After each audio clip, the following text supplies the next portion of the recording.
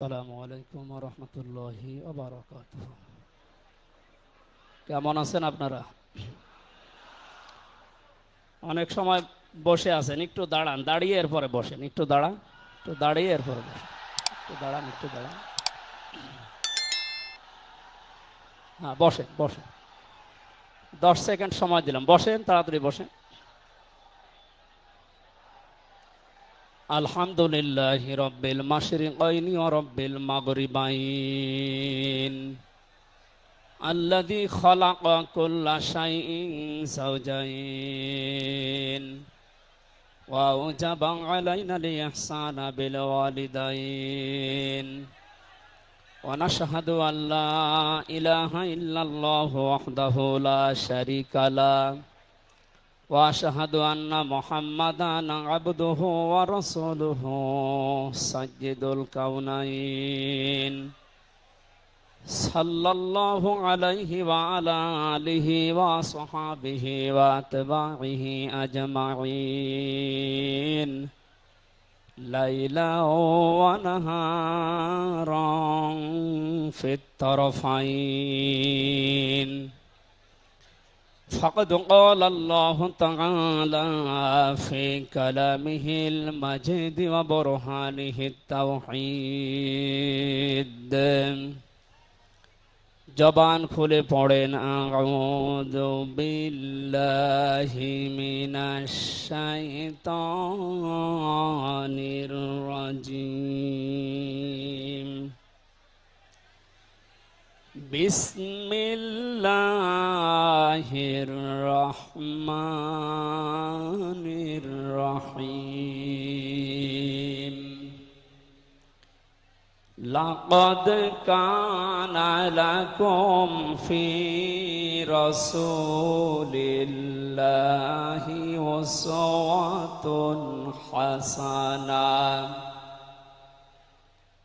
أسوة حسنة لمن كان يرجو الله واليوم الآخر وذكر الله كثيرا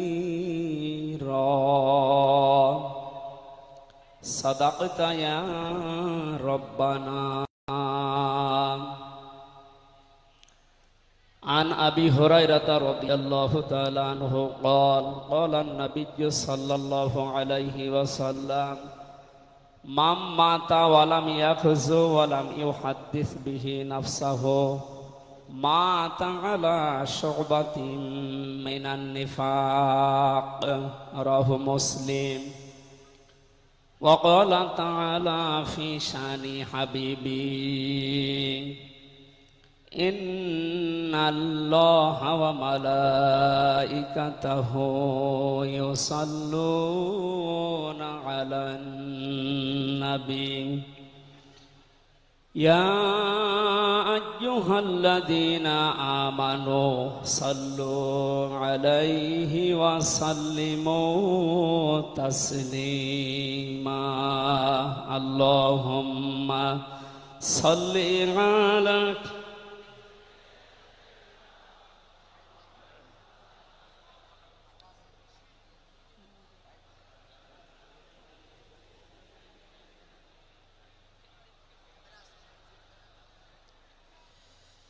আলহামদুলিল্লাহ।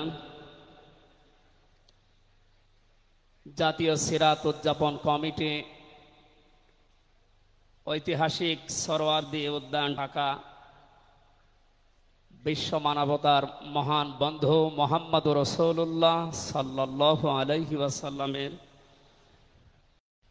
জীবন চরিত্র সম্পর্কে আলোচনার এই পবিত্র অনুষ্ঠানের সম্মানিত সভাপতি বিশিষ্ট আলেমে দ্বীন জনাব মাওলানা আবু তাহের জিহাদি দামাত বারকাতুহুল আলিয়া, মাহফিলের প্রধান অতিথি আন্দরকিল্লা শাহী জামে মসজিদের সম্মানিত খতিব আওলাদে রসুল আল্লামা আনোয়ার হোসাইন তাহের আল জাবের আল মাদানী মাদ্দাজিল্লুহুল আলিয়া, সম্মানিত অতিথিবৃন্দ, মঞ্চে বসা জাতীয় নেতৃবৃন্দ, সামনে বসা মুসলমান ভাইরা, পর্দার আড়ালের সম্মানিতা মা এবং বোনেরা,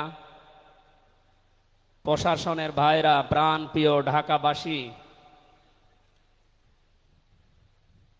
সবাইকে নিয়ে মহান রব্বুল ইজ্জাত আল জালালের দরবারে শুকরিয়া জানাচ্ছি, যিনি মহামানবের জীবন চরিত্র সম্পর্কে আলোচনার এই পবিত্র অনুষ্ঠানে আমাদেরকে হাজির হওয়ার তৌফিক দিলেন। জবান খুলে বলছি আলহামদুলিল্লাহ। কথা বলার প্রথমে আমি স্মরণ করছি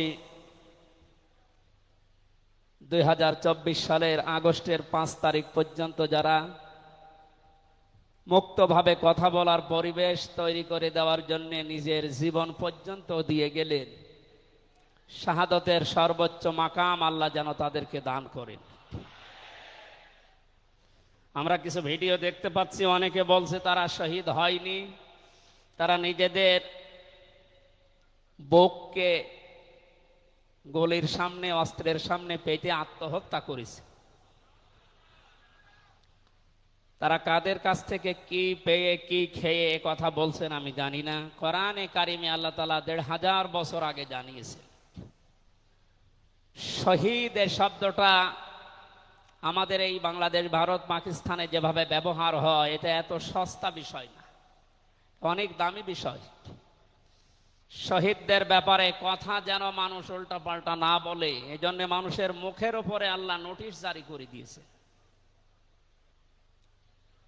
আল্লাহ পাক বলেন, ওয়ালা তাকুলু লিমান ইউকতালু ফি সাবিলিল্লাহি আমওয়াত বাল আহইয়াউন ইনদা বাল আহইয়াউ ওয়ালাকিন লা তাশউরুন।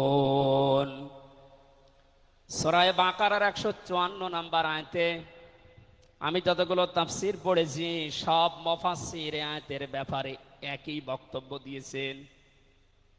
আল্লাহ পাক তামাম দুনিয়ার সব মানুষের মুখের উপরে নোটিশ দিয়েছেন, ওয়ালা তাকুলু,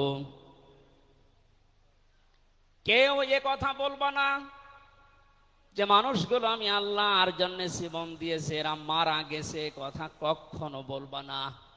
কারণ তারা জীবিত এবং তারা, তোমরা এই বিষয়টা বোঝো না, উপলব্ধি করতে পারো না।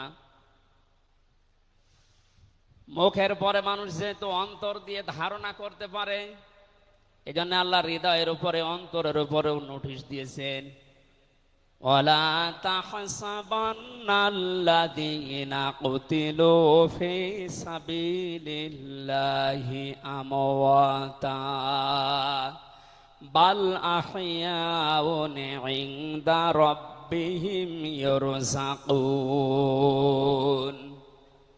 সূরা আলে ইমরানের 169 নম্বর আয়াতে আল্লাহ জানিয়েছেন, মুখ দিয়ে তো বলাই যাবে না যে শহীদরা মারা গেছে, এমনকি অন্তরে ধারণাও আনবে না যে শহীদরা মারা গেছে, বরং তারা জীবিত এবং আমি আল্লাহর কাছে তারা রিজিক প্রাপ্ত হচ্ছে। বলেন আল্লাহু আকবার। এই আয়াতটা যে 100% বাস্তব। আমি কিছুদিন আগে গিয়েছিলাম গাইবান্ধা, বাংলাদেশ ইসলামী ছাত্র শিবিরের সদস্য ছিলেন ভাইটা। আগস্টের 5 তারিখের আগে তিনি জীবন দিয়েছেন জালিমের বুলেটের সামনে। শহীদ সাব্বির হোসাইন, 1 মাস পরে তার কবর ভেঙে গিয়েছিল এই বৃষ্টির পানিতে, তাজা রক্ত কবর থেকে বের হতে দেখা গিয়েছে। একটা মানুষ যদি খাবার না খাবে তাহলে রক্ত পেল কোথায়? এজন্য এগুলো যারা ছড়াচ্ছেন, আমরা আশা করব এই বিষয়গুলো আর সামনে নিয়ে আসবেন না। আমরা কোরআনে কারিমের আয়াতের উপরে 100% বিশ্বাস করি এবং এ কথা বলি, জালেমের জুলুমের সামনে যারা নিজের জীবন পর্যন্ত দিয়ে গেলেন আগস্টের 5 তারিখের আগ পর্যন্ত, প্রত্যেকেই শহীদ যাদের ঈমান আছে, এবং আল্লাহ তাদেরকে যেন শাহাদতের সর্বোচ্চ মাকাম দান করেন। বলেন আমিন। কোথায় ছিলাম আমরা আর কোথায় আছি এখনো বাস্তবতা টের পান না। কিছুদিন আগে বাংলাদেশ জামাত ইসলামের কেন্দ্রীয় আমিরে জামাত ডক্টর শফিকুর রহমান কুষ্টিয়াতে গিয়েছিলেন। প্রায় 5,000 মানুষকে নিয়ে তিনি একটা অনুষ্ঠান করলেন। যারা 16 জন শহীদ হয়েছিল কুষ্টিয়ায়, বাংলাদেশ জামাত ইসলামের পক্ষ থেকে 2 লক্ষ করে টাকা তাদের পরিবারের হাতে তিনি তুলে দিলেন। প্রায় 2.5-3 ঘন্টায় অনুষ্ঠানগুলো আমরা দেখলাম। বলেন তো, আগস্টের 5 তারিখের আগে 5,000 না, এরকম মানুষ যদি 5 জন এক জায়গায় হয়তো 14টা মামলা হয়ে যেত। কোথায় ছিলাম আমরা আর কোথায় এখন পৌঁছিয়েছি, এরপরও যদি এটাকে কেউ নিয়ামত মনে না করে। গতকালকের একটা জরিপ আমি পেয়েছি, বাংলাদেশে 100 জনের 14 জন এখনো পর্যন্ত আপা আপনি ঘাবড়াবেন না, আমরা নরম হয়ে যাই, এ দলে আছে। 100 জনের কতজন? 100 জনের 28 জন এখনো পর্যন্ত থালা নেওয়ার জন্য খুব তাড়াতাড়ি করছে। আমি নাম নাই নিলাম। আনন্দের বিষয়, 100 জনের 58 জন মানুষ এখন চাচ্ছে এদেশে আল্লাহর বিধান দিয়ে জমিনটা চলুক। আগস্টের 5 তারিখ খুব বেশি দিন যায়নি। এই কয়েকদিনের ব্যবধানে যদি এই অবস্থা সৃষ্টি হয়, এই জন্য আমার মনে হচ্ছে এদেশের অনেক মুনাফিকেরা বুঝে ফেলেছে বিষয়টা, এজন্য খুব তাড়াতাড়ি করছে যে থালা আমাদের হাতে দেন। আমার দাদা একটা গল্প বলতেন। এক লোক বিবাহ করার পরে বাসর রাতে বউকে রেখে একটু বাইরে গেছে। দাদি শাশুড়ি এসে বলছে, আমার কিন্তু পতি চাই, তুমি কি করবা আমি জানি না। নতুন বউ ডাক দিয়ে বলছে, দাদি শাশুড়ি আমার একটু সময় দেন, আপনার পতি হবে, অসুবিধা নেই। শাশুড়ি এসে বলছে, বৌমা আমার কিন্তু নাতি চাই। ঠিক আছে, আমার সময় দেবেন তো। দেবর আর ননদ এসে বলছে, ভাবি আপনি কি করবেন আমরা জানি না, আমাদের কিন্তু ভাতিজা চাই। কিছুক্ষণ পরে স্বামী এসে বলছে, বউ তুমি কি করবা আমরা জানি না, আমার বেবি চাই। বউ মাথা উঁচু করে বলছে, তোমরা কি সব পাগলের বংশ?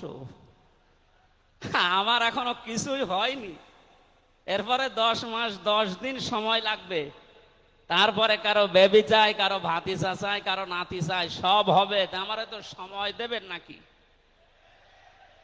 15.5 বছরে যে জঞ্জাল তৈরি হয়ে আছে, 1-1.5 মাসে পরিষ্কার করা সম্ভব? আপনি কি মনে করেন? যারাই দায়িত্ব পেয়েছে ছাত্র জনতার হাত থেকে, দেশের মানুষের হাত থেকে, তাদেরকে তো একটু সময় দেবেন নাকি? কুষ্টিয়াতে বাংলাদেশ জামাতে ইসলামের শ্রদ্ধাভাজন আমির উনি সাংবাদিকদের জানিয়েছেন, আমরা সম্মানজনক এবং যুক্তিপূর্ণ সময় তাদেরকে দিতে চাই, যেন দিনের ভোট আর রাতে না হয়। কথা বলেন না কেন? সুতরাং সম্মানজনক সময় নিয়ে তারা ঠিক ব্যবস্থা করবে। যারা খুব তাড়াতাড়ি করছেন, 10 মাস 10 দিন সময় দেবেন না, এমনিতেই বেবি উনি কি ফ্ল্যাক্সি লোড করে নিয়ে আসবে বাড়ি থেকে। সুতরাং আমরা চাচ্ছি, সংস্কার যখন আরম্ভ হয়েছে দেশে, 1628টা চেয়ার আছে এই দেশের মেন চেয়ার, এই চেয়ার না, যিনি পালিয়েছে তার চেয়ার থেকে শুরু করে এদেশের ওসি সাহেবের চেয়ার পর্যন্ত আপনি গণনা করবেন, 1628টা চেয়ার হয়। আমরা চাই খুব তাড়াতাড়ি যারা দায়িত্বে আছেন এই 1628টা চেয়ার যেন খুব তাড়াতাড়ি পরিবর্তন করা হয়, কারণ এগুলো সব ওই জালেমদের দোষ। এগুলো পাল্টিয়ে বৈষম্যের শিকার হয়ে 15.5 বছর যারা ওএসডি হয়েছিলেন, যারা নিজেদের চেয়ার পর্যন্ত পৌঁছাতে পারে নাই, আমরা চাই তাদেরকে এই সমস্ত জায়গাগুলোতে দেওয়া হোক। জালেমদেরকে আল্লাহ হেদায়েত দেয় না, তার বাস্তব প্রমাণ কালকের একটা কল রেকর্ড।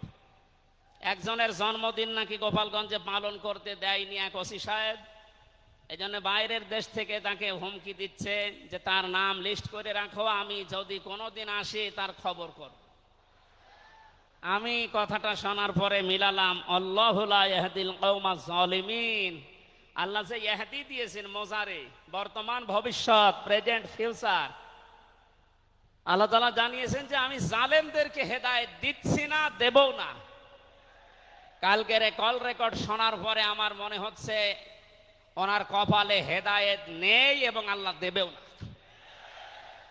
নয়তো এত কিছু হওয়ার পরেও এই লোকটা হুমকি দিতে পারে আপনার বিশ্বাস হয়? হেদায়েত চাই না, কারণ আমরা হেদায়েত চাইলেও আল্লাহ দেবেন না। জালেমদের হেদায়েত দেবেন না আল্লাহ নিজে জানিয়েছেন, কারণ জালেমদের বিরুদ্ধে মামলা দায়ের করবে আল্লাহ নিজে। এটা আমি বানালাম। সূরা শুরা 25 নম্বর পারা 6 নম্বর পৃষ্ঠার 13 নম্বর লাইনের 42 নম্বর আয়াতে আছে, ইন্নামাস সাবিলু আলাল্লাযিনা ইয়াযলিমুনান নাস ইলা আখিরি আয়া। আল্লাহ পাক বলেন, অবশ্যই আমি আল্লাহ নিজে মামলা দায়ের করব, কেস করব, অভিযোগ দাখিল করব তাদের বিরুদ্ধে যারা মানুষ হয়ে মানুষের বিরুদ্ধে জুলুম করে। আল্লাহ ইয়াজলিমুন আল মুসলিমুনা দেননি যে মুসলমানদের উপরে যারা জুলুম করে, ইয়াজলিমুন আন নাস দিয়েছেন যারা মানুষের উপরে জুলুম করে, অত্যাচার করে। এরা আমির হামজার মামলার আসামি না, এরা সরাসরি আল্লাহর মামলার আসামি। 1628 জন যারাই ছিলেন আপনারা কিন্তু বাংলাদেশের কারো মামলার আসামি না, সবাই এখন আল্লাহর মামলার আসামি। মামলার বাদী যত বড় হয় মামলা তত কঠিন হয় এবং জামিন পাওয়াও তত কঠিন হয়। আপনারা জানেন আমি 3টি বছর জেলে ছিলাম। আমার যে মামলা ছিল, আমার মনে হয় যদি সাজাও লাগিয়ে দিত সর্বোচ্চ 3 মাস। কিন্তু মামলার বাদী যেহেতু একেবারে আল্লাহর ওলি, এই জন্যে বহুবার মামলা সিএমএম কোর্ট, জজ কোর্ট, হাইকোর্টে ওঠার পরও বলে না, হবে না। এই কয়েকদিন আগে মামলা আমার সব খারিজ হয়ে গেছে। আমি মনে করলাম মাননীয় আদালতকে প্রশ্ন করি যে আমার এই মামলা তো আপনার কাছে 3 বছর ছিল, এতদিন তো কিছুই করেননি, হঠাৎ এখন বলছেন কোনো দোষ নেই, সব বেকসুর খালাস করে দিলাম। মামলাটা হাতে নিয়ে উনি বলছে এর ভেতরে তো কোনো মাল ম্যাটারেস নেই, কি দিয়ে বিচার করব, সব বাদ দিয়ে দিলাম। তো এতদিন এই কথা বললে তো আমার 3 বছর জেলে থাকা লাগে না। উনি এইটাই বলতো যে হুজুর আমার হাত বাঁধা ছিল। কি বাধা ছিল? এখন যেহেতু হাত খোলা, ন্যায় বিচার করতে পারছেন, আমরা চাই এদেশে যত চেয়ার আছে সব হাত যেন আবু সাইদের মতো এভাবে খোলা থাকে। এভাবে হাত খোলা চান না? কিয়ামতের আগে কোন জালেম এদেশের চেয়ারে আর আসতে পারবে না ইনশাআল্লাহ। সতর্ক থাকা লাগবে আমাদের। এই জন্য যারা তাড়াহুড়া করছেন আপনারা একটু শান্ত হন। আগে 10 মাস 10 দিন সময় দেন, বাসর হোক। কথা বলেন না কেন? আমি আর নিচে নামলাম না। আল্লাহ আপনাদেরকে সম্মতি দান করুন, আমিন। দরুদ আর সালাম পড়ছি আমাদের নবী মুহাম্মদুর রাসূলুল্লাহ সাল্লাল্লাহু আলাইহি ওয়াসাল্লামের প্রতি। আজকে সেই বিকাল 3টা থেকে শুরু করে রাত 9টা পর্যন্ত এদেশের পতিত দশা আলেমদের মুখে, ইসলামিক চিন্তাবিদদের মুখে এবং জাতীয় নেতৃবৃন্দের মুখে আপনারা নবীর সিরাত সম্পর্কে বিভিন্ন কথা শুনতেছেন। আমি লাইভ দেখছিলাম। আমার আজকের আলোচনার বিষয় রাসূল সাল্লাল্লাহু আলাইহি ওয়াসাল্লাম কেন একমাত্র আদর্শ। এই পয়েন্টের উপরে কোরআন শরীফ থেকে, হাদিস থেকে আমি 18টা পয়েন্ট বের করেছি। খুব সংক্ষেপে এর উপরে আপনাদের সামনে কথা উপস্থাপন করার চেষ্টা চালাবো ইনশাআল্লাহ। ওমা তাওফীকি ইল্লা বিল্লাহ। জবান খুলে কোরআনের এই সোনালী আয়াতটা একটু পড়েন।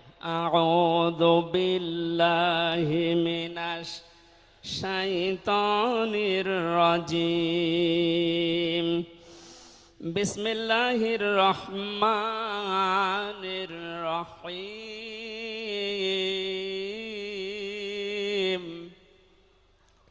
লাকাদ কানা লাকুম ফি রাসূলিল্লাহি উসওয়াতুন হাসানাহ। সাদাকতা ইয়া রাব্বানা। সূরা আহজাব 21 নম্বর আয়াতের প্রথম অংশ আমরা তেলাওয়াত করলাম। আমার আলোচনার বিষয় হচ্ছে বিশ্বনবী কেন একমাত্র আদর্শ। এ পৃথিবীতে বহু মানুষকে আমরা আদর্শের সৈনিক হওয়ার ঘোষণা দিতে শুনি। তারা স্লোগান পর্যন্ত দেয়, আমরা সবাই অমক সেনা, ভয় করি না বুলেট বোমা। আজকের আলোচনার পরে এটা ক্লিয়ার হবে, বিশ্বনবী বাদ দিয়ে অন্য কারো আদর্শের সেনার ঘোষণা যদি কেউ দেয়, এ মারা গেলে নবীর সুপারিশ থেকে বঞ্চিত ও চির জাহান্নামী।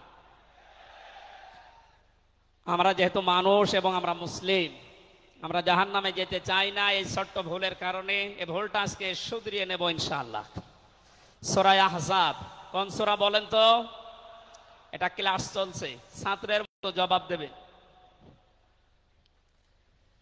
আহজাব শব্দের শাব্দিক অর্থ দল সমূহ। এর এক বচনে হচ্ছে হিজবুন। হিজবুন মানে দল। পৃথিবীতে দল আছে দুইটা। প্রশ্ন আসতে পারে, বাংলাদেশে প্রায় ৭৩টার উপরে দল, আর দল দুইটা মানে? হ্যাঁ, দল একটা হচ্ছে আল্লাহর দল, একটা হচ্ছে শয়তানের দল। আমরা সামনে বিস্তারিত ওই দুইটা দলের উপরে কথা বলবো ইনশাআল্লাহ। দল করা লাগবে এই ঘোষণা আমির হামজার না আল্লাহর? এই শব্দটা শুনলে অনেকে মানধাত আমলের দিকে নিয়ে যায়। আপনি আলেম মানুষ, হুজুর মানুষ, ইমাম সাহেব মানুষ, আপনি দল দাঁড়িয়ে এগুলো করবেন কেন? কোরআনে কারিমের যদি কেউ একটা আয়াত অবিশ্বাস করে, আর ইমান থাকার কথা। আল্লাহ পাক বলেন, ওয়ালতাকুম মিনকুম উম্মাতুন, তোমাদের ভেতরে অবশ্যই একটা দল থাকতেই হবে। তাহলে দল এই শব্দটা কোরআনে আছে না নেই? দল এই বাংলায় নেই, কিন্তু উম্মাতুন এই শব্দ তো আছে। আমি সেই দিন গাইবান্ধায় ওই দিন আলোচনা করার পরে একজন মুসলিম হয়েছিল, জিজ্ঞাসা করলাম। পরবর্তীতে ওই দিন আলোচনার বিষয় ছিল ভোট। উনি শিক্ষিত মানুষ, আমারে জিজ্ঞাসা করছে, আপনি ভোট এই শব্দ নিয়ে আসলেন, কোরআনে হাদিসে এই শব্দ আছে? এটা তো আরবি। হ্যাঁ আছে। আমানাত শব্দটা কোরআনে আছে। তাফসিরে মারিফুল কোরআন আল্লামা শফি রহমতুল্লাহ আলাইহি আমানতের প্রায় 19টা অর্থ দিয়েছেন। তার ভেতরে অন্যতম অর্থ হচ্ছে ভোট দেওয়া, রায় দেওয়া, সমর্থন দেওয়া। সুতরাং কেউ যদি ভোট এটাকে দুনিয়ার কোন বিষয় মনে করে এড়িয়ে যায়, সে কিন্তু মরণের পরে ধরা খাবে। কথা বলেন?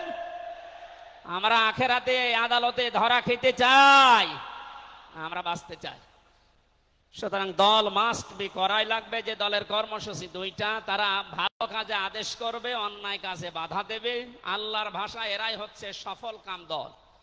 এদেশে যত দল আছে, এই দুইটি কর্মসূচি কারা পালন করে আপনি অবশ্যই দেখতে পাচ্ছেন। আপনার বিবেকের কাছে প্রশ্ন করে আপনি সামনে আগাবেন ইনশাআল্লাহ। তাহলে নবীজি আমাদের জন্য একমাত্র আদর্শ কেন? এর এক নম্বরে আমি পেয়েছি, তার জীবনটা আমাদের কাছে পরিষ্কার। এই কারণে পৃথিবীতে আমরা যত নেতা নেত্রীকে মেনে চলতে দেখি, যে কোনো রাজনৈতিক দলের নেতা নেত্রী আপনি হন, ওই রাজনৈতিক দলে যাকে মানেন তার চরিত্র জীবন আপনার কাছে কিন্তু পরিষ্কার না। কথা বলে না কেন?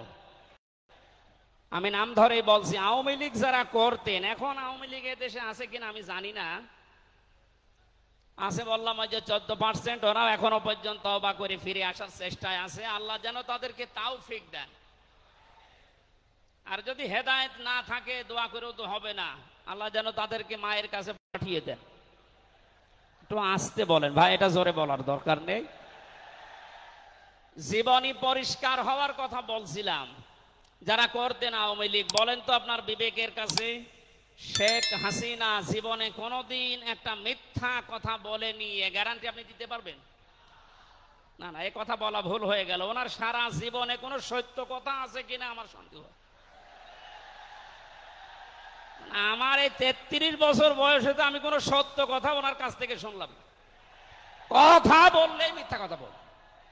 ওইটা নয়, বাদ দিলাম। আমি আর একজনের ধরি, বিএনপি যারা করেন, খালেদা জিয়া জীবনে একটা মিথ্যা কথা বলেনি, এ কথা আপনি গ্যারান্টি দিতে পারবেন? জামাত ইসলাম যারা করে, তারা এ কথার গ্যারান্টি দিতে পারবেন যে মরহুম শহীদ মতিউর রহমান নিজামী জীবনে মিথ্যা কথা বলেনি?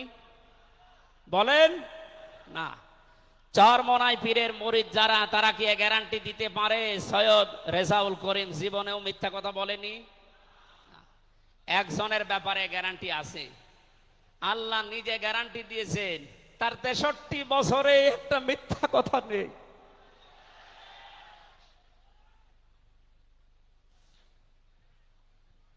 এই জন্য বিশ্বনবী আমাদের একমাত্র আদর্শ হওয়ার কারণ এই যে জীবনে 63 বছরে একটাও মিথ্যা কথা বলেননি। জোরে বলেন আল্লাহু আকবার। এটা যে কত বড় বিষয় আপনি চিন্তা করলে আপনি চিন্তার রেখা শেষ করতে পারবেন না। আমাদের দিনের ভেতরে 24 ঘন্টায় কত মিথ্যা আসে, আর তার পুরা 63 বছরের জীবনে একটা মিথ্যা কথা তিনি বলেননি। 2 নম্বরে পেয়েছি আমি, তিনি উন্নত চরিত্রের অধিকারী ছিলেন। এমন চরিত্র আল্লাহ তাকে দিয়েছিলেন। আমি 3 জন নবীর নাম পেয়েছি, আল্লাহর নামের সাথে তাদের নাম আল্লাহ মিলিয়ে দিয়েছেন।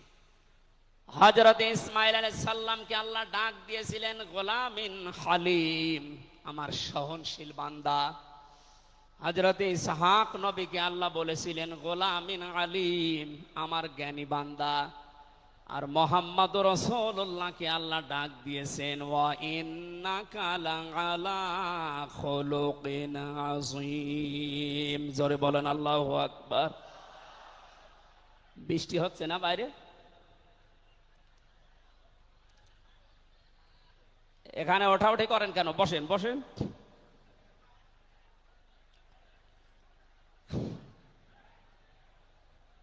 এই কোরআনের আলোচনার ভেতরে কথা বললে কিন্তু গুনাহ হবে ভাই, কথা বলা যাবে না। কষ্ট হলে ওইভাবে থাকেন, কথা বলবেন না।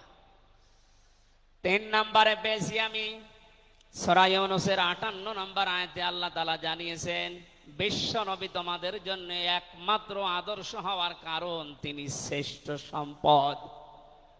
কুল বিফাদলিল্লাহি ওয়া বিরহমাতিহি ফাবিযালিকা ফালিয়াফরাহু হুয়া খায়রুম মিম্মা ইয়াজমাউন। নবী আপনি বলুন, তামাম দুনিয়ার মানুষেরা যা গেইন করে, যা অ্যাচিভ করে, যা অর্জন করে, যা কিছু পেয়ে আনন্দে আছে, আমি আল্লাহর কাছে এই পৃথিবীর শ্রেষ্ঠ সম্পদ হচ্ছে আপনি। জোরে বলেন আল্লাহু আকবার। সুতরাং আপনার আদর্শ পেয়েছে যারা, সে মানুষগুলো যেন আনন্দে থাকে, তারা যেন খুশি হয়। এজন্য আগস্টের 5 তারিখের আগ পর্যন্ত এদেশের 100 জনের মাত্র 15 জন মানুষ বিশ্ব নবীকে একমাত্র আদর্শ মানতেন। তারা খুশি ছিলেন, রাজি ছিলেন। মাত্র 1 মাস কয়েক দিনের ব্যবধানে এই যে 100 জনের এখন 58 জন মানুষ বিশ্ব নবী ছাড়া আর কাউকে বুঝতে চাচ্ছে না। সময়টা যেতে জেনে দেশের 100 জনের 100 জন মানুষ চাইবে বিশ্ব নবী ছাড়া কারো আদর্শ মানি না।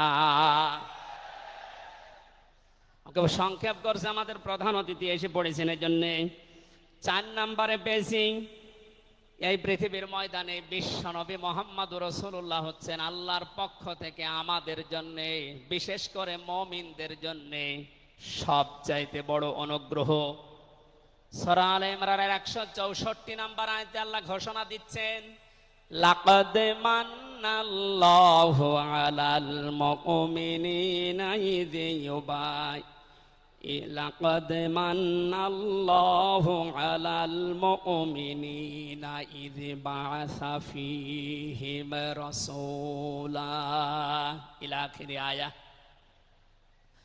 অবশ্যই মুমিনদের জন্য এই পৃথিবীর ময়দানে বিশ্বনবী মুহাম্মদুর রাসূলুল্লাহ আল্লাহর পক্ষ থেকে একটা অনুগ্রহ। আমরা এক একটা আয়াতের ভেতরে বিভিন্ন তাফসীর অনুযায়ী যত কথা আল্লাহ জানিয়েছেন নবীর সম্পর্কে, এই প্রচন্ড গরমে আপনাদের কষ্ট হবে যেন আমি খুব সামারাইজ করছি। 6 নম্বরে পৃথিবীর ময়দানে বিশ্বনবী একমাত্র আদর্শ হওয়ার পেছনে কারণ এই, তিনি গোটা জাহানের জন্য ছিলেন একমাত্র রহমত। সূরা আম্বিয়ার 107 নম্বর আয়াতে আল্লাহ এই ঘোষণা দিয়েছেন ওমা আরসালনাকা ইল্লা রাহমাতাল লিল আলামিন। বলেন আল্লাহু আকবার।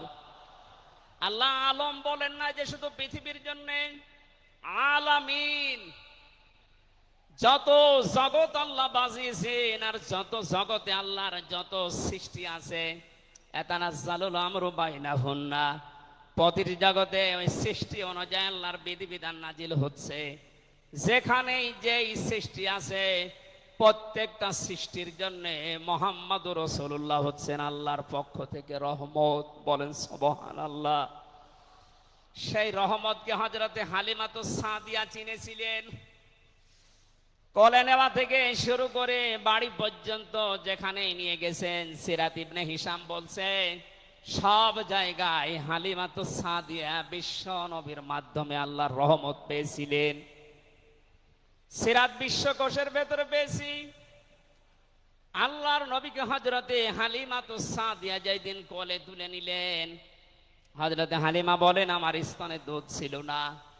মুহাম্মদুর রাসূলুল্লাহকে কোলে নেওয়ার সঙ্গে সঙ্গে আমাদের স্তন, আমার স্তন দুইটাই দুধে পরিপূর্ণ হয়ে গেছে। আমি ডান স্তন তাকে দিলাম, তিনি পান করলেন।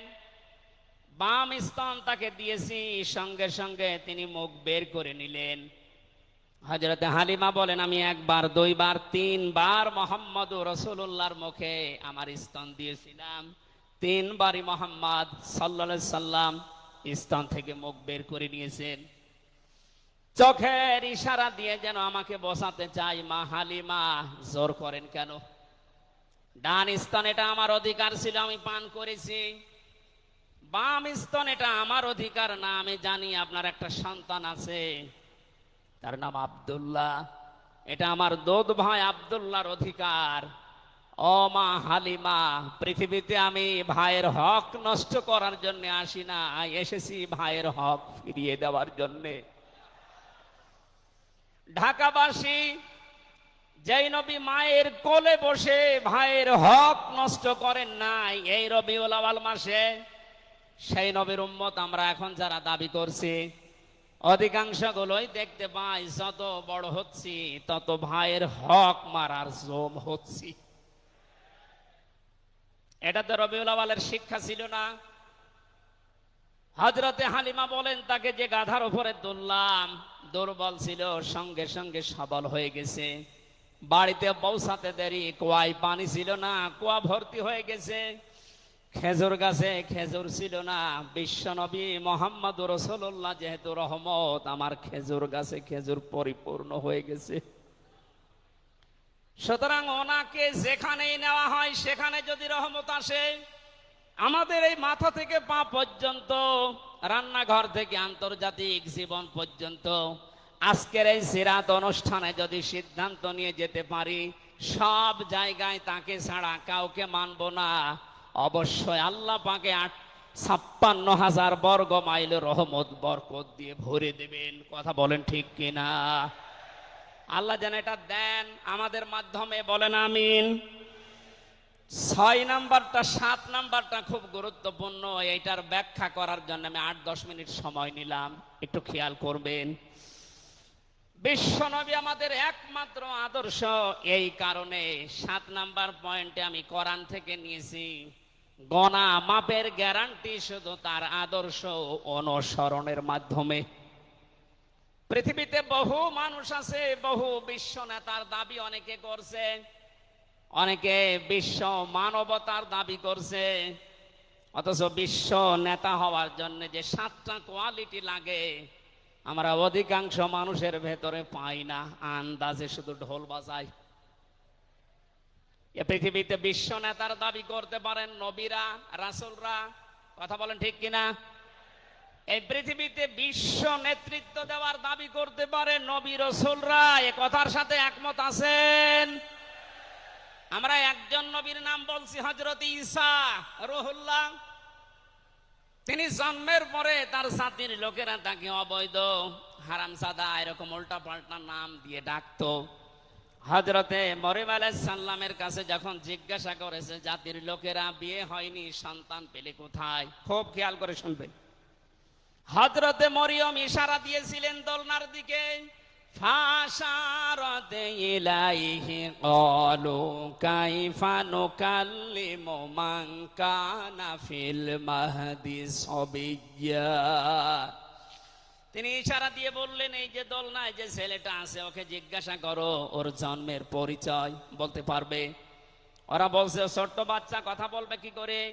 সঙ্গে সঙ্গে দোলনা থেকে হযরতে ঈসা তারা এই জাতির লোকের এই কথার উত্তর দিয়েছেন, জবাব দিয়েছেন, ক্বালা ইন্নী আবদুল্লাহ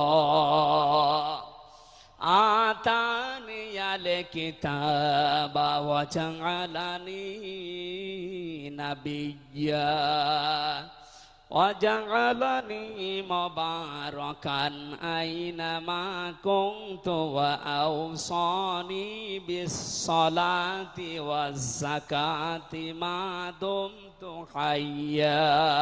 বলেন আল্লাহু আকবার। দলনা থেকে হযরত ঈসা বললেন, আমি অবৈধ সন্তান না, আমি জারজ না, আমি আল্লাহর বান্দা। আল্লাহ পাক আমাকে জামানায় নবী করে পাঠিয়েছেন এবং আমাকে সামনে কিতাব দেবেন। আমাকে তিনি ওসিয়ত করেছেন, আদেশ দিয়েছেন আমি যেন সালাত আদায় করি, যাকাত আদায় করি যতদিন আমি জীবিত আছি। আমার মা আর বাবার সাথে, মায়ের সাথে যেন আমি ভালো ব্যবহার করি। এখানে কয়েকটা পয়েন্টের দিকে তাকান। হযরতে ঈসা তিনি নিজের পরিচয় দিতে গিয়ে প্রথমে বললেন, আমি আব্দুল্লাহ, আল্লাহর বান্দা। আল্লাহ আমাকে জামানার নবী করে পাঠিয়েছেন এবং কিতাব সামনে আমাকে দেবেন। আজ পৃথিবীর ময়দানে যারা বিশ্ব নেতা হওয়ার কথা জানায়, যাদেরকে দাবি করা হয়, দেখেন তো এ মানুষগুলোর বাবা এক ধর্মের, মা আর এক ধর্মের।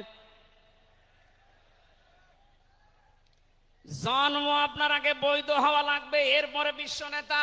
যে 7টা পয়েন্ট আছে আয়াতের তাফসিরে, অত জোরে বলার দরকার নেই, আপনি বুঝলেই হবে। বিশ্ব নেতা হওয়ার জন্য প্রথম কোয়ালিটি থাকবে, আপনার জন্ম হওয়া লাগবে বৈধ। এ পৃথিবীর প্রত্যেকটা নবীর জন্ম ছিল বৈধ, কোন নবী অবৈধ না। কথা বলেন। অথচ এখন অনেককে এমন দাবি করে আকাশে তোলা হচ্ছে যার মা এক ধর্মের, বাবা আর এক ধর্মের। আমি বাকি 6টা নাই বললাম। ঢাকাবাসী, এবার আসেন তো সূরা আলে ইমরানের 131 নম্বর আয়াতের এই ব্যাখ্যাটা বলার জন্য আমি এই আশপাশে যাচ্ছিলাম। বিশ্ব নবীকে অনুসরণ করলে জীবনের গুনাহ মাপের গ্যারান্টি দিয়েছেন কে? এতদিন আয়াত যেভাবে শুনেছেন ওইভাবে না, যেহেতু এখন ডিজিটাল যুগ, ডিজিটাল কায়দায় শোনা লাগবে। কুল ইন কুনতুম তুহিব্বুনাল্লাহা ফাত্তাবিউনি ইউহিব্বুকুমুল্লাহ ওয়া ইয়াগফির লাকুম যুনুবাকুম আল্লাহু গফুরুর রহিম। এটা তাফসিরে ফি জিলালিল কোরআনে সাইয়্যিদ কুতুব বিস্তারিত দিয়েছেন, আমি শুধু ইঙ্গিত দিচ্ছি, একটু তাকান। আল্লাহ পাক বলেন, নবী আপনি বলুন, যদি আল্লাহকে ভালোবাসি এ দাবি তোমাদের থাকে, এ দাবি আমাদের আছে না নেই? আল্লাহকে আমরা ভালোবাসি এ দাবি আছে না নেই? আল্লাহ বলেন দাবি যারা করে তাদেরকে আপনি বলেন যে ফাত্তাবিউনি, তারা যেন আপনার অনুসরণ করে। আল্লাহ পাক বলেন তারা যদি আপনার অনুসরণ করে ইউহিব্বুকুমুল্লাহ, আমি আল্লাহ নিজেই তাদেরকে ভালোবাসা আরম্ভ করব। আমি যদি কাউকে ভালোবাসি তার জীবনের অপরাধগুলো মাফ করে দেই, আমি গফুর, আমি রহিম। এ পর্যন্ত বাংলা অর্থ ছিল। এবার আসেন ব্যাখ্যায়। এদিকে আসেন আপনারা, এদিকে আসেন। ফাত্তাবিউনি, আমার অনুসরণ করো, আমাকে দেখে দেখে চলো। এখন এই অনুসরণ করা লাগবে কি নবীজির জীবনের আংশিক না পূর্ণাঙ্গ? আরো জোরে বলেন, আংশিক না পূর্ণাঙ্গ? আব্দুল্লাহ ইবনে উবাইর দিকে তাকান, এ লোকটা অনুসরণ করেছিল কিন্তু আংশিক। এই জন্য মুনাফিকের সর্দার হয়ে মারা গেছে। কথা বলেন ঠিক কিনা?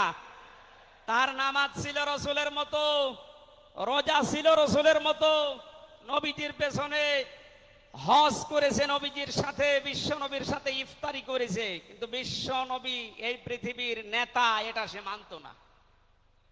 আজ বাংলা সহ বিশ্বে বহু মুসলমান এই থিওরিতে আছে, তারা নামাজ রসুলের মতো পড়ে, রোজা রসুলের মতো রাখে, কিন্তু সমাজ নবীজি, রাষ্ট্র নবীজি 10 বছর কোরআন দিয়ে চালিয়েছিলেন, এইটা মানতে তারা রাজি না।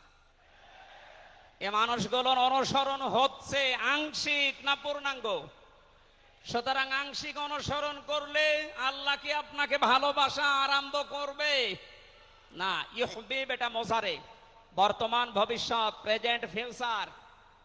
যখন আপনি পূর্ণাঙ্গ অনুসরণ করার জন্য দাড়ি থেকে মাথা থেকে শুরু করে পা পর্যন্ত, রান্নাঘর থেকে শুরু করে আন্তর্জাতিক জীবন পর্যন্ত সব জায়গায় বিশ্ব নবীকে অনুসরণের সিদ্ধান্ত নিয়ে নেমে পড়বেন, আল্লাহ তখন ভালোবাসা আরম্ভ করবে।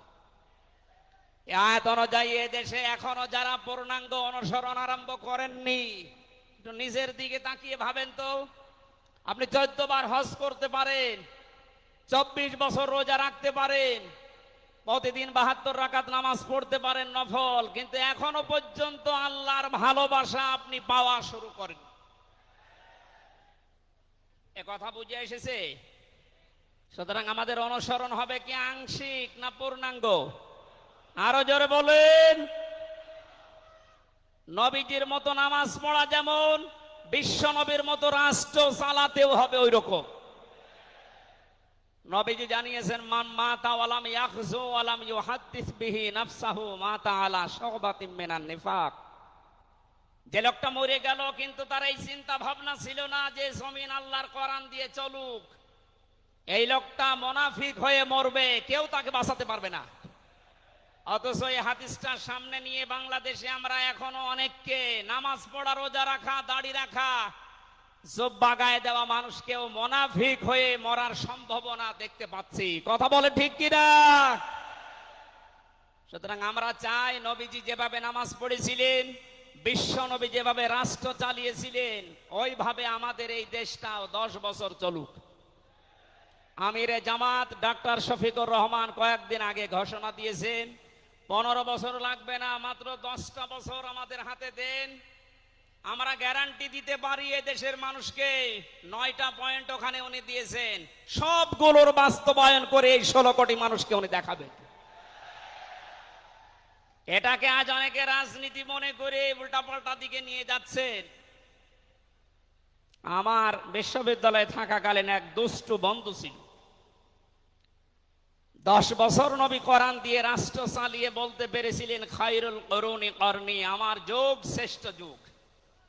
আমাদের দেশটা 53 বছর স্বাধীন হয়েছে, 1 বছরও কোরআন দিয়ে চলেছে। এই জন্য তো কোনো জিনিস নিরাপদ না। আমার ছোট দাদা উনি বলছিলেন যে হজে যাওয়ার পরে দেখি একটা ঘড়ি পড়ে আছে, মোবাইল ঘড়ি। চিন্তা করলাম নেব না, মনের ভেতরে ভয়, যদি ধরা পড়ে যায় তাহলে তো মানুষ, এ দেশে তো ধরা পড়লে আবার হাত কেটে দেবে, দেশে যাওয়ার পরে মানুষ বলবে হাজী সাহেব চোর। এই ভয়তে নিলাম না। কি করি, অতক্ষণ দাঁড়িয়ে থেকে কেউ নেয়ও না, কারো পায়ের নিচে পড়ে আবার নষ্ট হয়ে যাবে, তুলে নিলাম এদিক ওদিকে তাকিয়ে। হারানো জিনিস যেখানে জমা দেয় ওই জায়গায় জমা দিলাম। ওনারে জিজ্ঞাসা করলাম, ভাই মোবাইলের দাম কেমন হবে? উনি আমারে বলছে, ইয়া হাজিউল হজ্জা তাই না বিলা দোকা, হে হাজি দেশ কোথায়? দাদা বলে, জি তুমেন বাংলাদেশ। বাংলাদেশ থেকে এসেছি। আপনার বাংলাদেশের টাকার মান অনুযায়ী এই ঘড়ি মোবাইলের এটা দাম হবে 72,000 টাকা। কত? 72,000 টাকার মোবাইল পড়ে আছে, ঘড়ি কেউ নিচ্ছে না। এদেশে থাকবে? বলেন। সাধারণ মানুষের কাছে থাকা দূরের কথা, দরবেশের কাছে থাকবে 36,000 কোটি টাকা। আমার মনে হয় আমার 33 বছরের জীবনে গণনা করেও শেষ করতে পারবো না। পদ্মা সেতু আর একটা বানিয়ে এখনো 4,000 কোটি টাকা রাষ্ট্রে থেকে যেত। কথা বলেন। দরবেশ যদি এই করে, যেগুলো ধরবেশ ওগুলোর চরিত্র কি বলেন?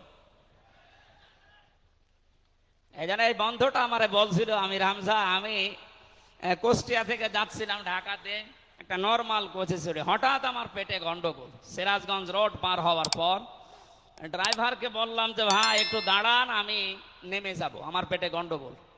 ড্রাইভার বলছে গাড়ি থামবে না, একেবারে জায়গা মতো থামবে। আপনার যদি বেশি অসুবিধা হয় তো পেছনে সিট খালি আসে, বসে বসে আল্লাহ আল্লাহ করেন। বলছে আমার পেটে গন্ডগোল, একে আল্লাহ আল্লাহ থামে? পেছনে যে দেখি কয়েকটা সিট খালি পড়ে আছে, ওই যে পলিথিন দেয় বমি করার জন্য, একটা নিলাম। দুই সিটের মাঝে বসে ওই কাজ করলাম। চিন্তা করলাম এটা যদি রেখে চলে যায় তাহলে আমার তো বদনাম হয়ে যাবে। পকেট থেকে একটা সাদা রুমাল ছিল, ওইটা বের করলাম, টাইট করে বাঁধলাম, পেছনের চালানা খুলে ফেলে দেব। আল্লাহর ইশারা পেছনে আসছিল মোটরসাইকেলওয়ালা, পড়বে কি পড়বে একেবারে মোটরসাইকেলের সামনে। ও বলছে জানলা দিয়ে তাকিয়ে আছি, দেখলাম মোটরসাইকেলওয়ালা এদিকে ওদিকে তাকিয়ে ও মনে করছে নতুন রুমালে থপ করে পড়লো কি। এ রুমাল যখন নতুন, ভেতরের জিনিসও মনে হয় নতুনই হবে। ও বলে তুলে নিল, ও বাড়ি যেয়ে টের পাবে যে কোন নতুন জিনিস। এই জন্য বলছে হামজা, আমাদের দেশে পায়খানা পর্যন্ত নিরাপদে নেই, এর বাস্তব প্রমাণ আমারটা। অথচ আমির জামাত গ্যারান্টি দিয়েছেন চুরি থাকবে না, শুধু পায়খানা না, ৩৬,০০০ কোটি না, ৩৬ পয়সাও চুরি হবে না। 10 বছরের জন্য ছেড়ে দেন দেশটা। আপনারা ওনার সাথে একমত কিনা? কারা কারা ওনাদের হাতে দিতে চান দেখি, লিল্লাহে তাকবীর।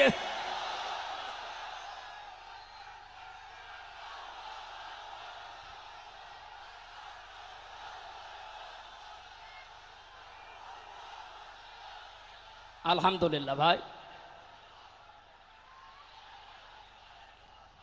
এটা রেকর্ড হচ্ছে। এটা শুধু এই সামিয়ানার নিচে নেই, 18 কোটি মানুষ শুনতেছে। যারা এই ময়দানের থেকে হাত তোলা দেখে তারাও হাত তুলেছে। আমরা চাই এই হাত যেন আল্লাহর জন্য আপনারা তোলেন, মানুষকে দেখানোর জন্য না। সুতরাং আমরা যদি বিশ্ব নবী মুহাম্মদুর রাসূলুল্লাহর অনুসরণ আংশিক করি, আল্লাহর ভালোবাসা পাওয়া এখনো আমরা আরম্ভ করিনি। এই হিসাবে দেশের অনেক পীর, অনেক ইমাম, অনেক খতিব, অনেক আলেম, অনেক জনতা এখনো আল্লাহর ভালোবাসা পাওয়া আরম্ভ করেনি। গোনা মাফ, জান্নাত তো দূরের কথা। কারণ আল্লাহর ভালোবাসা যে পাওয়া আরম্ভ করবে, তার জীবনের গোনাগুলো আল্লাহ মাফ করবে, তাকে জান্নাতে দেবে। সুতরাং রাসূলুল্লাহ আমাদের একমাত্র আদর্শ হওয়ার কারণেই তাকে অনুসরণ করলে এ গ্যারান্টি পাওয়া যায় যে জীবনের গোনা আল্লাহ মাফ করে দেন। জোরে বলেন সুবহানাল্লাহ। 9 নম্বরে পেয়েছি, বিশ্ব নবীর সাথে কেউ যদি বেয়াদবি করে তাহলে সে ধ্বংস হয়ে যাবে। আপনি তাকান, তার আপন চাচা আবু লাহাব, এটা যদি সিরাতুন নবী মাহফিল, আমাদের ঢাকাতে এগুলো হয়তো নেই, এগুলো চট্টগ্রাম আর সিলেট বিভাগে বেশি পাওয়া যায়। রবিউল আউয়াল মাস আজকে শেষ, এ মাস আসলেই অনেককে দেখি নবীর জন্ম নিয়ে, নবীর মিলাদ নিয়ে আনন্দে আত্মহারা হয়ে যায়। পরিষ্কার ভাষায় বলছি, বাংলার মানুষেরা নবীর মহাব্বত, নবীর ভালোবাসা মাস্ট বি লাগবেই। কিন্তু নবীর জন্ম নিয়ে, নবীর মিলাদ নিয়ে যদি কেউ শুধু আনন্দ করে মেতে থাকে, নবীর আদর্শর কোনো খোঁজ নেই, আপনি এই মুহূর্তে জেনে নিতে পারেন যে আপনি জাহান্নামী। তার প্রমাণ নবীদের আপন চাচা আবু লাহাব আর আবু তালেব। এই দুইজন চাচা নবীর আদর্শ পেয়ে খুশি ছিল না, তারা নবীর জন্ম পেয়ে খুশি ছিল। নবীর মিলাদে, নবীর জন্মে তারা এত খুশি হয়েছিল, আবু লাহাব নিজের কাজের মেয়েকে পর্যন্ত আজাদ করে দিয়েছিল। আবু তালিব নিজের সন্তান হযরতে আলীকেও কাছে রাখতো না। আল্লাহর নবীর জন্মে লোকটা এত বেশি খুশি হয়েছিল, যতদিন পর্যন্ত তার আন্ডারে ছিল নবীজি, ততদিন নিজের ছেলে বাদ দিয়ে বিশ্ব নবীকে কাছে রেখে ঘুমাতো। অথচ তাদের পুরা দুইজনের জীবন আমি পড়ে দেখেছি। দুইজন চাচা, বিশ্বনবী মুহাম্মদুর রাসূলুল্লাহর দুইজন চাচা শুধু নবীর জন্ম মিলাদ নিয়ে আনন্দে ছিল, আদর্শ পেয়ে তারা আনন্দ করে নাই, মেনে নেয় নাই। জন্য দুইজনেই জাহান্নামী। বলেন নাউজুবিল্লাহ। সিস্টেম অপর পৃষ্ঠায় দেখুন, আরো দুইজন চাচার নাম আমরা জানি, হযরতে হামজা, হযরতে আব্বাস রাদিয়াল্লাহু তাআলা আনহুমা। এই দুইজন চাচা শুধু নবীর জন্মে মিলাদে খুশি ছিলেন না, তারা নবীর আদর্শ পেয়ে খুশি হয়েছিলেন। এই জন্য দুইজনেই জান্নাতি। বলেন সুবহানাল্লাহ।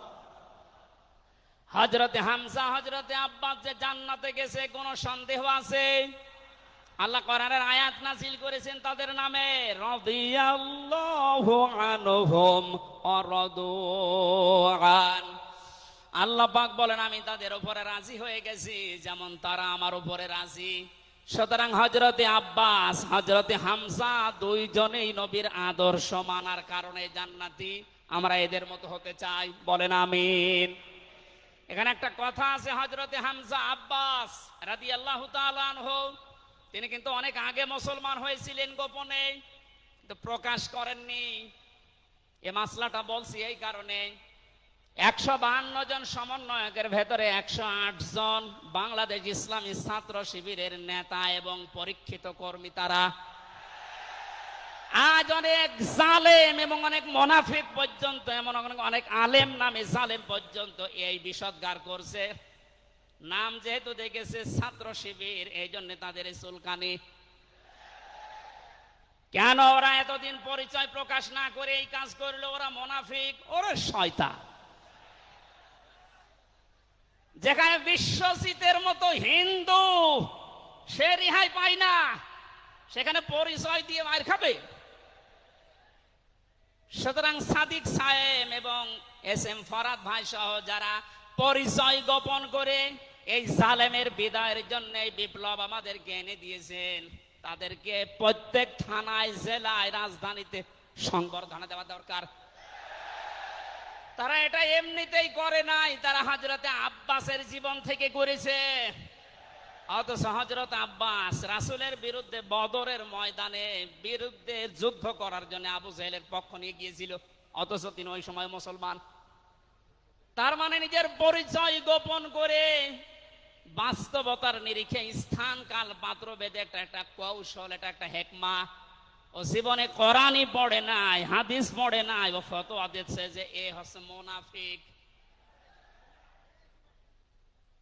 এই জন্য ওনারা যা করেছে, আমি এখানে 9টা পয়েন্ট এনেছিলাম। সাদিক সাহেব ভাই সহ, এস এম ফরাদ ভাই সহ 108 জন যা করেছে, সব নবীদের থেকে, নবীর মাদের থেকে, নবীর সাহাবীদের থেকে, নবীদের চাচার থেকে শিক্ষা নিয়ে এই হেকমতটা অবলম্বন করেছে। আল্লাহ তাদেরকে যেন সর্বোচ্চ মাকাম দান করেন, বলেন আমিন। আসতেছে মেহমান।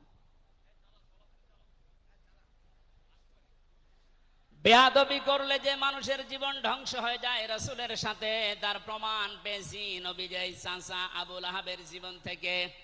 বিশ্ব নবী যখন সাফা মারওয়া এই পাহাড়ের উপরে উঠে দাওয়াত দিচ্ছিলেন, এই লোকটা ডাক দিয়ে বলেছে, তাব্বালাকা লিহাজা জামাতানা ইয়া মুহাম্মদ, হে মুহাম্মদ তুমি ধ্বংস হয়ে যাও।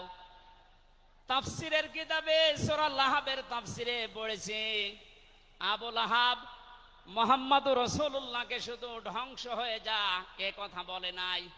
সামনে একটা পাথর ছিল, পাথরটা হাতে নিয়ে নবীজির দিকে এভাবে নিক্ষেপ করেছিল। ঢাকাবাসী খুব খেয়াল করে শোনেন, এখানে আমার 2টা পয়েন্ট আছে।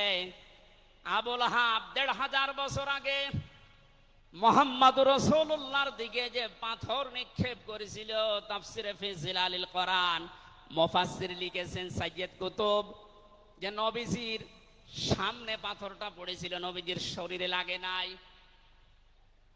আল্লাহ পাক সঙ্গে সঙ্গে তার জন্য কোরআনের আয়াত নাযিল করলেন, শুধু এই হাতের জন্য না, তাব্বাত ইয়াদা আবি লাহাবি ওয়া তাব। ইয়াদানে ছিল শব্দটা, ইয়াদাদি বচন আল্লাহ দিয়েছেন, অথচ আবু লাহাব পাথর নিক্ষেপ করেছিল কয় হাত দিয়ে? আরো জোরে আরেকবার বলেন। আল্লাহ যে তার 2 হাতই ধ্বংস করে দিলেন। জবাব দিয়েছেন মুফাসসির এইভাবে, আবু লাহাব যদিও এভাবে পাথর নিক্ষেপ করেছিল, 1 হাত দিয়ে কিন্তু তার বাম হাত একটু নড়াচড়া করে সাপোর্ট দিয়েছিল। আপনি যদি এখান থেকে একটা কোনো কিছু নিক্ষেপ করেন এভাবে, এই হাত দিয়ে শুধু কাজ হবে না, এই হাতও নড়াচড়া করে সাপোর্ট দেবে। আল্লাহ এইটাও সহ্য করেন নাই।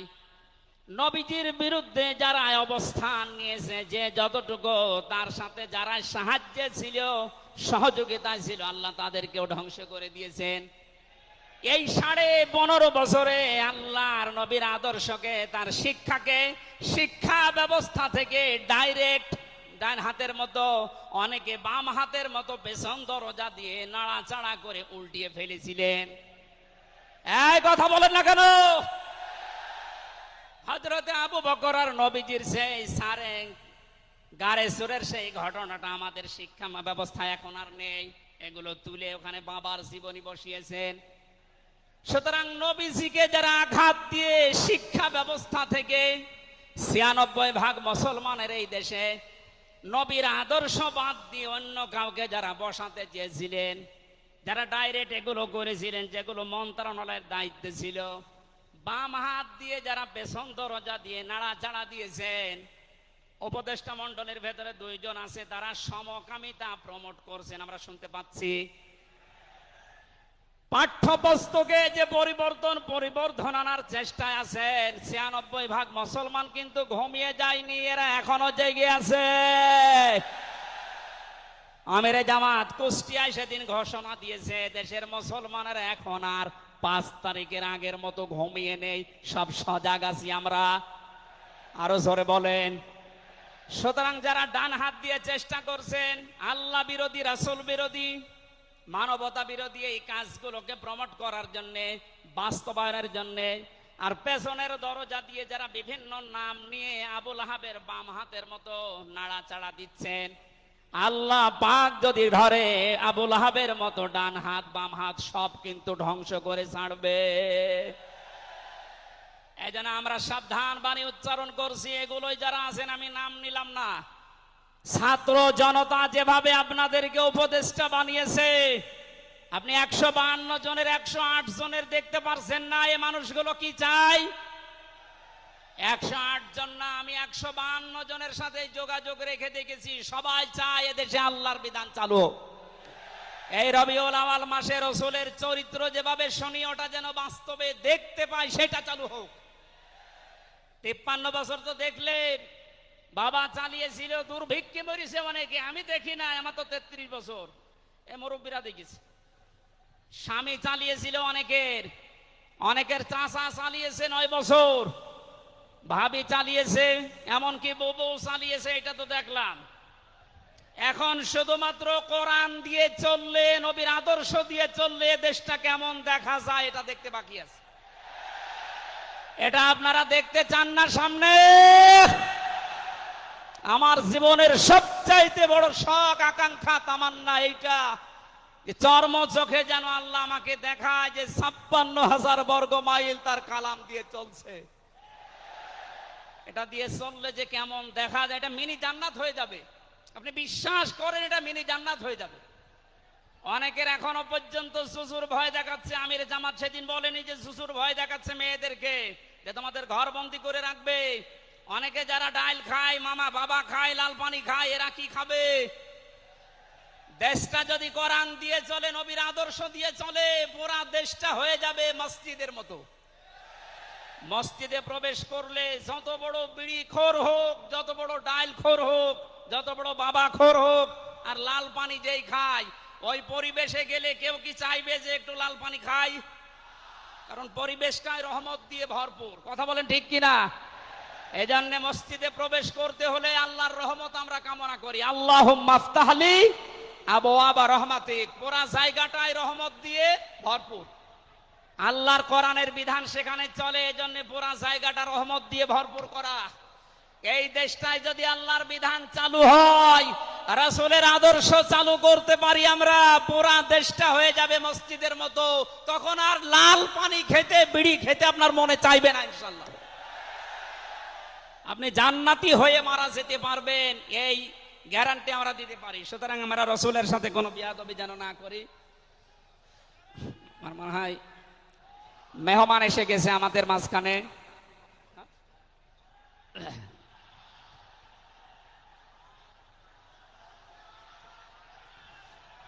লিল্লাহি তাকবীর।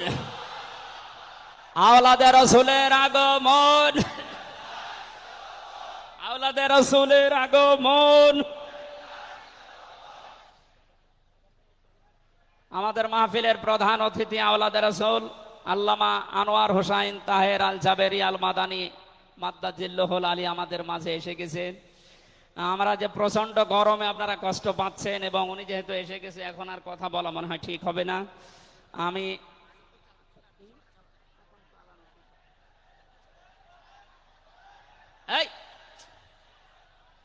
এখানে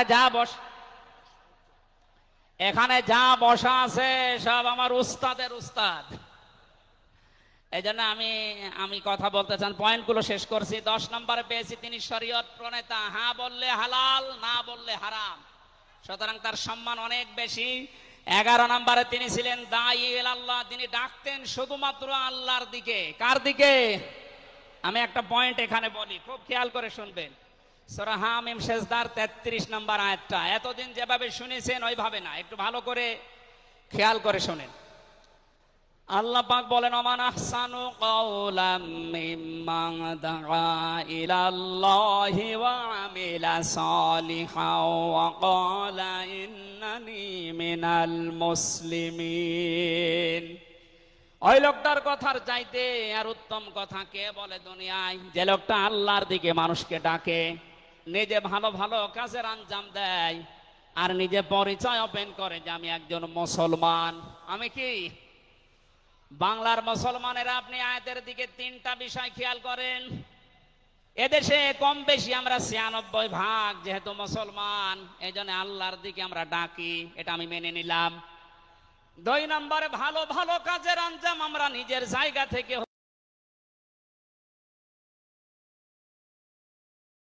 ওয়াকালা ইন্নানি মিনাল মুসলিমিন, আমি মুসলমান, এই ঘোষণা দেওয়ার মতো পরিবেশ এই দেশে এখনো আসে নাই।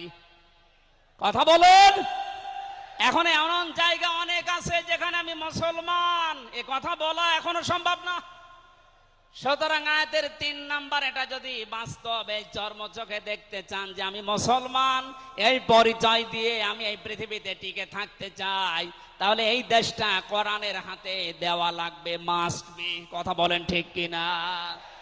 সুতরাং আমাদের এখন থেকে ডাক হবে কোন পীরের দিকে না, কোন বাবার দিকে না, আমাদের একমাত্র ডাক হবে আল্লাহর দিকে। জোরে বলেন আমিন। 12 নম্বরে বেশি তিনি যুদ্ধবন্দীদের সাথে এমন ভালো আচরণ করতেন। ইয়ামামার একজনের নাম পড়লাম হাদিসের পাতায়, বিগ লিডার ছিলেন এই লোকটা, সামামা ইবনে ওয়াসাল রাদিয়াল্লাহু তাআলা আনহু। বদরের ময়দানে তিনি ধরা পড়লেন, সাহাবীরা তাকে বেঁধে রেখেছে মসজিদের ভেতরে খুঁটির সাথে। নবীজি এসে বললেন, সামামা কেমন লাগে তোমার, কি আচরণ আমার কাছে আশা করো?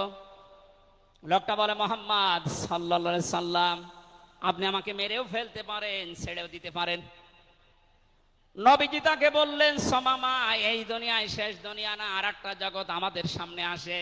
ইসলামের বিশাল কিছু তার সামনে তুলে ধরলেন।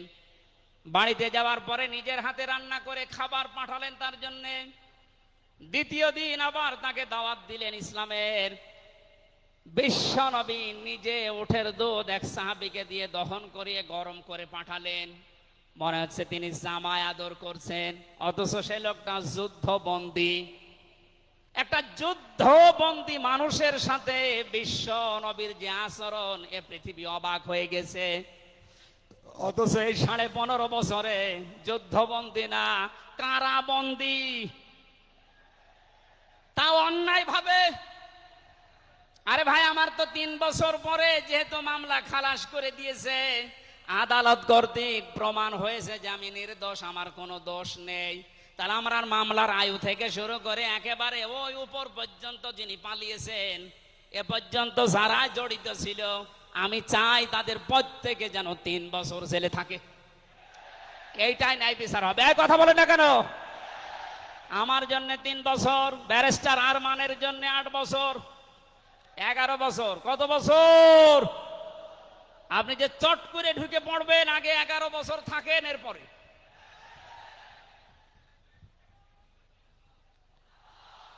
সুতরাং বাস্তবতা এইটাই। শত্রুদের সাথে তিনি যুদ্ধবন্দীদের সাথে কি আচরণ করলেন, আর আমরা অন্যায় ভাবে কারাবন্দীদের সাথে আমি তো অন্যেরটা জানি না, নিজেরটার সাথে বলছি। এই যে মুরব্বী মানুষ বসে আছে মাওলানা রফিকুল ইসলাম খান, এই মুরব্বীর পায়ে বেড়ি দিয়ে, হাতে হ্যান্ডকাপ দিয়ে, মাথায় দড়ি দিয়ে মনে হচ্ছে গরু টেনে নিয়ে যাচ্ছে। আমার 11 ঘন্টা টাঙিয়ে রেখেছিল, অথচ নিজেরাই বলছিল যে আপনার কোনো দোষ নেই, আমরা জানি। তো দোষ নেই, আমরা ধরে রেখেছেন কেন, ছেড়ে দেন। বলে না, উপরের নির্দেশ। কোথায় পৌঁছিয়েছিল দেশটা।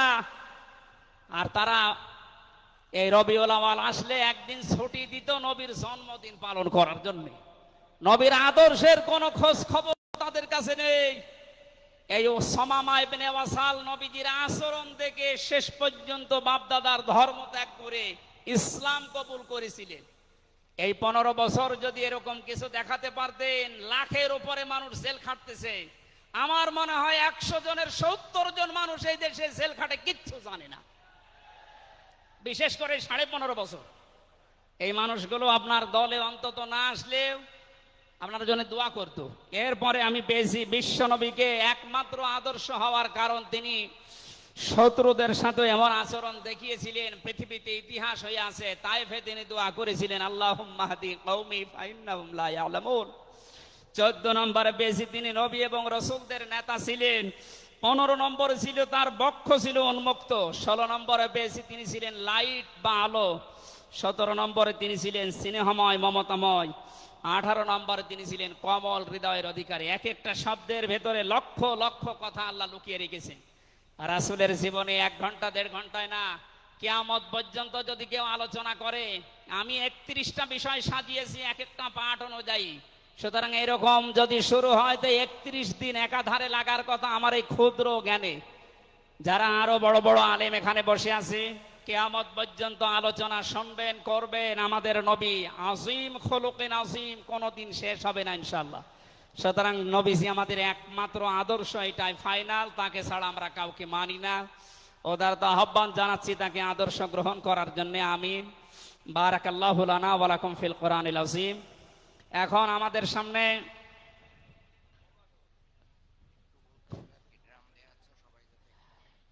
এমনিতেই অনেক খরচ হয়েছে মাহফিলের জন্য, আপনারা দেখতে পাচ্ছেন কত টাকা খরচ। আপনি হিসাব করলে আপনার হিসাবে ধরবে না।